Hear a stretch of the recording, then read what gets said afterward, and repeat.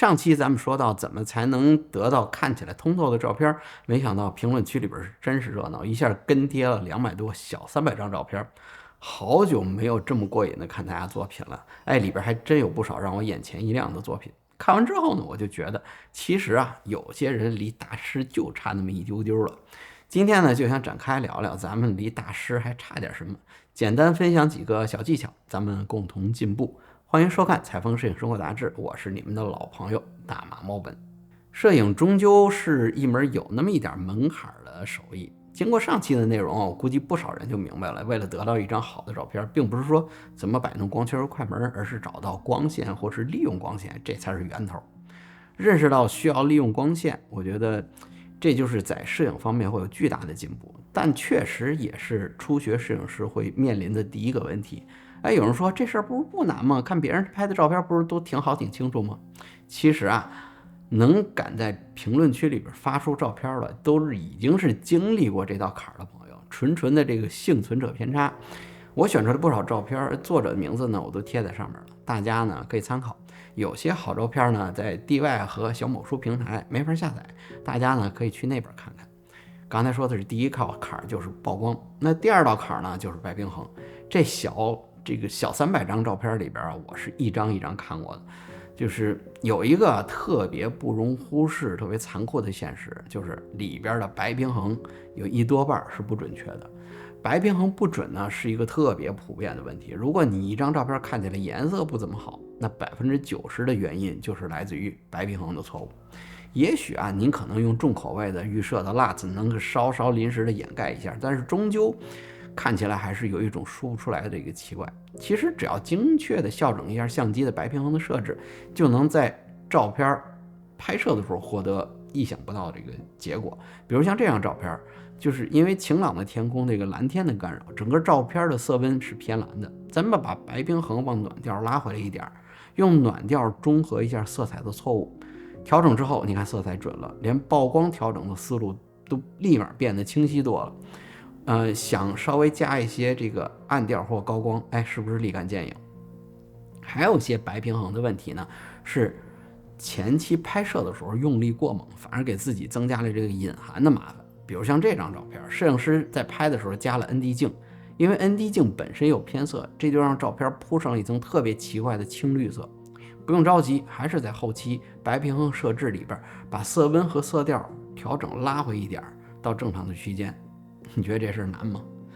有人看到这里边一定会说，哎，我要学后期啊，我要学后期啊。您等会儿啊，就是迫切的心情我理解，但是后期它绝对不是摄影的灵丹妙药。后期对我来说就是2个作用：第一，弥补你前期拍摄都是瑕疵或者错误，比如在拍摄时候没法精确调整白平衡，或者是没法精确的构图化，那就是在后期的时候在电脑上精确的调整或者裁切。第二个呢，就是用后期是用来延续或者强调前期拍摄的意图。比如说你要表现一张特别通透的照片，就需要拉一点明暗的反差；你要表现色彩，就是需要精确的设置各个区域的曝光和饱和度。前期如果你还没整明白就搞后期，那后期也只不过就是一个特别不稳当的空中阁楼，到时候还是一团糊涂。就是我以前可能强调过，就是把绝大部分的精力还是放在前期对于光线和拍摄思路上，建立好的知识体系，这能让摄影这条路走得更长远、更久、更结实。其实解决了光线和白平衡2个主要的问题，咱们就算是站在大师这条路的入口。接下来是走阳关道、独木桥，往左还是往右，就看您自己，还要看运气了。就是我看这200多张照片呢，就是一个感觉，就是总能看到内容和拍摄思路特别雷同的作品。当然了，我不是说这些照片拍的不好，因为本身我也有问题，就是因为在节目里边的样片我自己放的也是这种绿叶啊，这种景观，所以肯定有类似题材的朋友呢就发上来了，导致就是内容看起来有一些雷同。我相信就是您把这张照片放给我们大家，我们只是看到了您按下快门的这个画面，就并没有感受到这张照片您拍摄时候感同身受的环境，还有说您为了得上这张照片时候走过的一些路，经历过这些事儿。我觉得您一定有太多背后的故事要跟我们分享，我们只是单纯的照片本身的思路、拍摄思路来讲，其实我是更想看到一些能够映衬出摄影师想象力和新鲜视角的作品。我一直觉得呀，摄影是一个开拓思路的工具。就别说三人行必有我师啊，就是您任何一个拿得出摄影作品的人，他心里一定是有一个探索型、一个创作型的一个小人格，埋在心里的这些小人啊，这些都是我师傅。我看上期节目评论发这些照片呢，就是真的有一些给我特别大的启发，觉得这主意不错，我怎么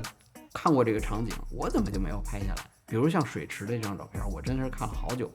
其实是多好的一个场景啊！你看亮亮的水面反射的黑色的一个波纹，然后配上红色的这个锦鲤，稍微剪裁一下，这不跟水墨画一样吗？这要是我绝对能在这边蹲上大半天，就在这等着，只要拍到水面和鱼完美的一瞬间，这不就有了。还有就是沙漠里这张照片，我觉得这哥们儿终于是把焦点堆栈这事儿呢用对地方了。你看镜头前几尺的植物，一直到无限远的这个沙漠，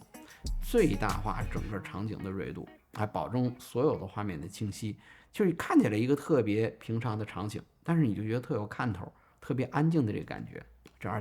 打成一个大的画放在家里多舒服。正好明年4月份我是带团去摩洛哥，正好呢可以去撒哈拉的红色沙漠里边试试这招。是不是觉得这些节目啥也没说？其实呢，我是有点心不在焉啊。刚刚门铃一响，快递到了，盼星星盼月亮的新玩具到了，真的啊，任何相机，我是说任何相机，在我的新玩具面前都不值得一提。所以跟大家赶紧今天打个卡，准备去玩新玩具了。不瞒你说啊，其实我一直特别喜欢看同学们还有观众们的照片，我觉得看别人的照片就是让自己开拓思路的过程。因为我在看一张照片的时候，我总是在想我在现场会怎么处理。大家给我的灵感比那些已经成名的所谓的摄影大师给我的灵感只多不少。说要想学摄影，那一定要看大师的作品。你看森山大道看多了，我怎么也能当个森山中道吧，哪怕森山小道也行。这还真不一定。你看摄影大师是什么？其实就是在某一个领域里边开拓者，或者是创造了某种摄影风格的，或者这么一个符号的。大师就那么几个，看多了，我觉得大师看多了反而会禁锢自己的拍摄的想法。比如像纪实的摄影就得是粗颗粒高反差，对，街拍就得是穿过你的嘎吱窝的我的眼，对，拍人像就得是回头看这大光圈，这未必是好事。其实呢，学习的灵感就在我们身边。我刚刚开辟了一个摄影的学习社区，大家可以从这里边入口。2年前我不是做了一摄影论坛吗？其实特别受欢迎，谁曾想瞬间增加的浏览量被你我都懂的原因，中国的朋友没法访问了。这次呢，我就是想建一个让大家安安静静集中看照片聊照片的地方，这是咱们自己的地盘，咱们自己说了算。当然了，收费平台我们以前网站的这个论坛的老用户，我直接给您邮件发有请，无缝平移。这是一个鹅厂平台，通用、安全而且稳定，大家可以畅所欲言。我正在呢补充这里边，丰富里边的内容。除了交流以外，未来马上要在这里边开直播课程，还有包括照片评论，跟大家交流等等，面对面直播。具体的方法我回头做一个视频的说明，期待跟大家见面。好了，今天呢就跟大家聊这么多，咱们呢多发照片，多交流，热热闹闹玩起来，好吧？咱们下期再见。